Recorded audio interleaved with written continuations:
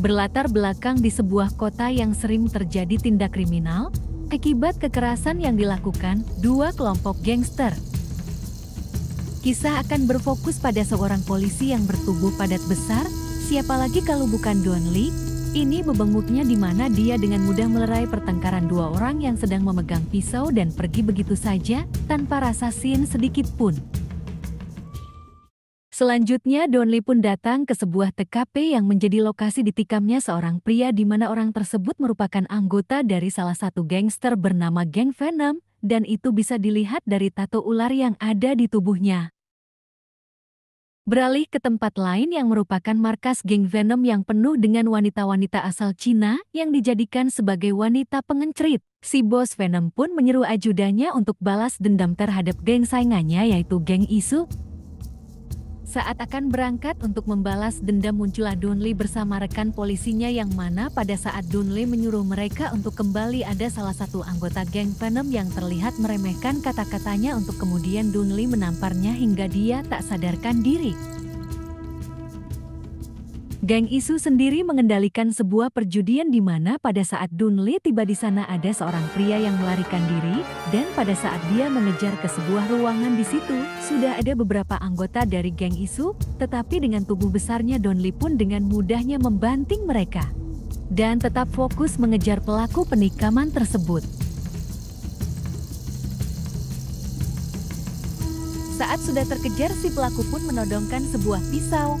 Dan saat si pelaku ingin melawannya Don Lee pun terpaksa harus menamparnya sampai si pelaku tak sadarkan diri. Adegan pun beralih kepada tiga orang pria asal Cina yang baru saja tiba di Korea, dipimpin oleh seorang pria kalem bernama Jang Chen ini bebenguknya. Di mana Jang Chen dan kedua temannya berhenti di sebuah tempat sepi dan kemudian mengeluarkan seorang pria yang wajahnya sudah babak belur. Ternyata pria babak belur itu adalah salah satu anggota dari geng Venom, di mana dia memiliki hutang kepada Jang Chen dan harus membayar 10 kali lipat dari hutang yang seharusnya dibayar. Kembali ke si Don Lee yang sedang menginterogasi pelaku penikaman tadi, dan tak lama muncullah atasan Don Lee, yaitu si Kapten, di mana si Kapten terlihat emosi akibat banyak sekali kerusuhan dan kasus kekerasan yang disebabkan oleh para gangster yang berkeliaran di kota kekuasaan mereka.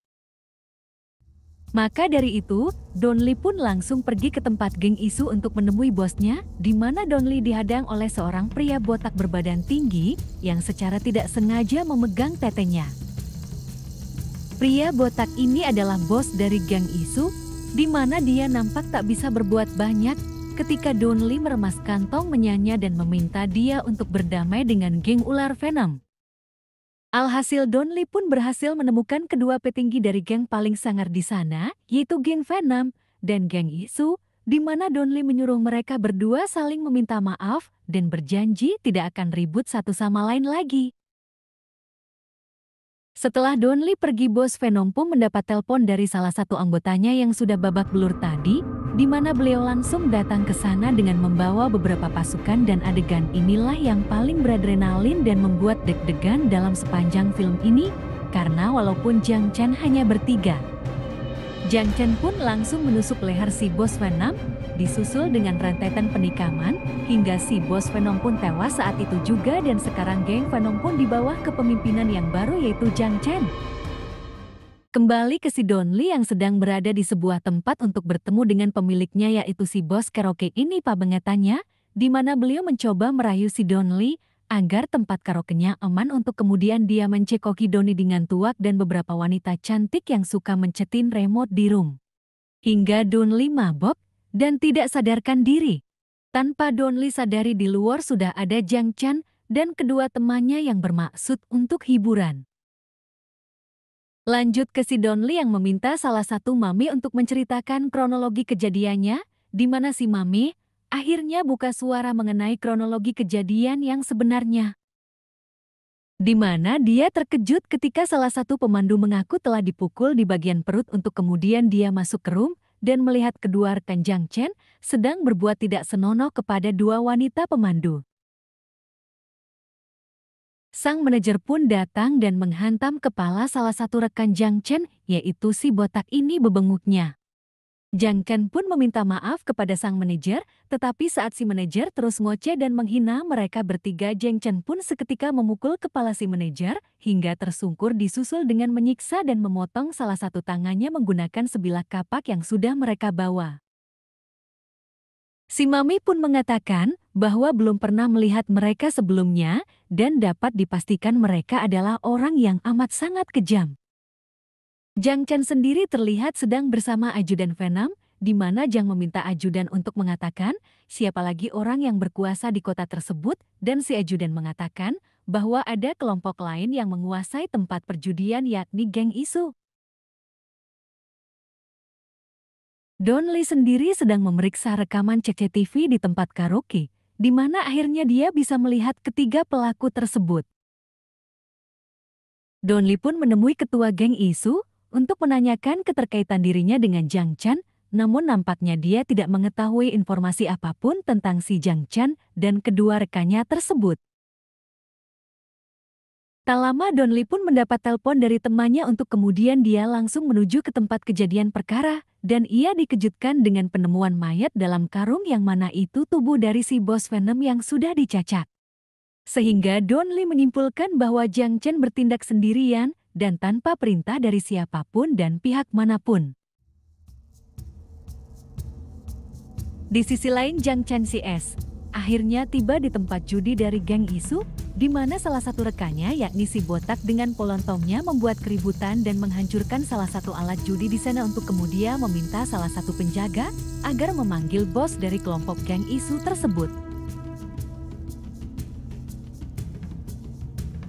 Tak berselang lama muncullah si bos Isu yang datang bersama beberapa pasukan lalu diminta untuk masuk sendirian dan bertemu bos baru dari geng Venom, yaitu si jurik, Jiang Chen. Dan tak lama seluruh anak buahnya pun dibuat babak belur, sehingga saat Jiang Chen meminta si bos Isu menyerahkan tempat judinya dia pun tak banyak bicara, dan dia pun meninggalkan tempat tersebut.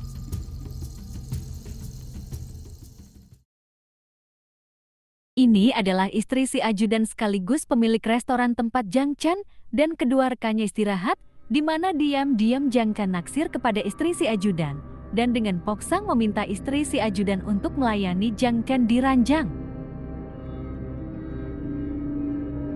Singkat cerita, Don Lee pun terlihat sedang makan bersama ketiga anak buahnya, di mana secara kebetulan di situ ada Jiang Chen bersama kedua rekannya yang sedang lelebok juga, hingga Don Lee bertatapan langsung dengan Jiang Chen. Di situ dia yakin merekalah pelakunya.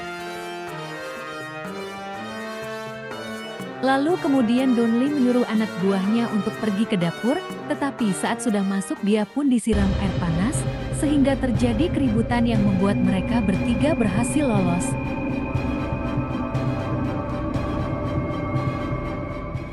Geng Isu yang dipimpin oleh si bos pun mengetahui dan menyergap kedua teman si Jiang Chen, yaitu si Polontong dan si Botak, di mana saat perkelahian pecah muncullah si Don Lee yang langsung menyuruh bos geng Isu dan anak buahnya mundur.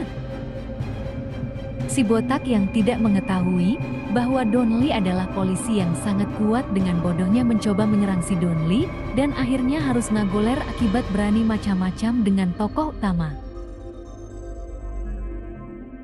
Kembali ke si Don Lee yang sedang menginterogasi si Botak agar memberi informasi tentang si Jiang Chen dan asal-usul mereka. Namun dengan kepala botak dan mental keras kepala yang dimilikinya, Don Lee tetap tidak bisa mendapat informasi apapun meski dia sudah menyiksa si Botak beberapa kali. Singkat cerita, esok pagi pun tiba saat si bos geng Isu sedang mengadakan acara hajatan untuk merayakan pernikahannya yang ke-27. Tiba-tiba muncullah Jiang Chen dan si Polontong yang membuat kericuhan di acara tersebut, yang mana Jiang Chen nekat datang tanpa pasukan dan membunuh si bos Isu dengan tangannya sendiri. Di mana adegan itu sangat bernyali sekali. Untuk mempercepat pencarian Jiang Chen, Don Lee pun mendatangi warga di sana untuk meminta kerjasama mereka dalam merekam aktivitas kekerasan yang terjadi. Dan memberikan motivasi bahwasannya jika mereka semua hanya diam saja, maka tindak kriminal tidak akan bisa dihentikan selamanya. Masalah pun timbul ketika kapten menyerahkan si botak kepada kepolisian Cina, di mana Donli mencoba membujuk si botak untuk menunjukkan lokasi Jiang Chen bersembunyi, namun si botak memilih untuk dibawa oleh kedua polisi Cina tersebut. Dalam perjalanan ke bandara, si polisi pun tidak sengaja menjatuhkan sebungkus narkoba, di mana si botak melihat kesempatan untuk bisa bebas dengan menawari mereka bantuan, agar bisa menyelundupkan dan menjual narkoba tersebut di Korea dengan keuntungan yang lebih besar. Alhasil dua polisi Cina itu pun membebaskan si botak dan memberinya sebuah nomor telepon agar si botak bisa langsung menelpon jika mereka semua sudah siap. Tapi ternyata itu semua hanyalah sebuah jebakan yang dibuat oleh Donli, di mana kedua polisi Cina itu adalah intel yang sedang menyamar sehingga saat nanti si botak melakukan panggilan Donli dan pasukan bisa langsung menangkap Jiang Chen dan rekan-rekannya yang lain. Setelah si botak kembali ke tempat persembunyiannya, Jiang Chen pun sempat curiga bahwa ini hanyalah jebakan. Kemudian mereka terlibat ketegangan untuk kemudian Jiang Chen meminta bukti. Si botak pun menunjukkan contoh dari narkobanya. Jiang Chen seketika percaya dengan semua yang dikatakan si botak.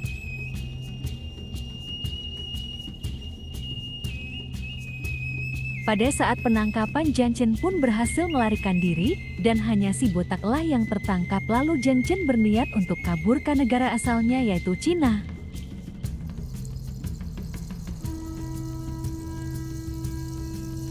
Sebelum naik pesawat, Jiang Chen pun pergi ke toilet bandara untuk membersihkan diri dan mengganti pakaian. Tapi saat keluar, betapa kagetnya dia saat melihat Donli sudah ada di sana dan saatnya Donli beraksi. Di mana mereka terlibat final battle yang membuat fasilitas toilet bandara hancur lebur dibuatnya.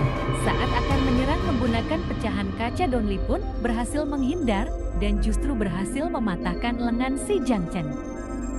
Diakhiri dengan bogeman yang membuat si Jiang Chen tak sadarkan diri.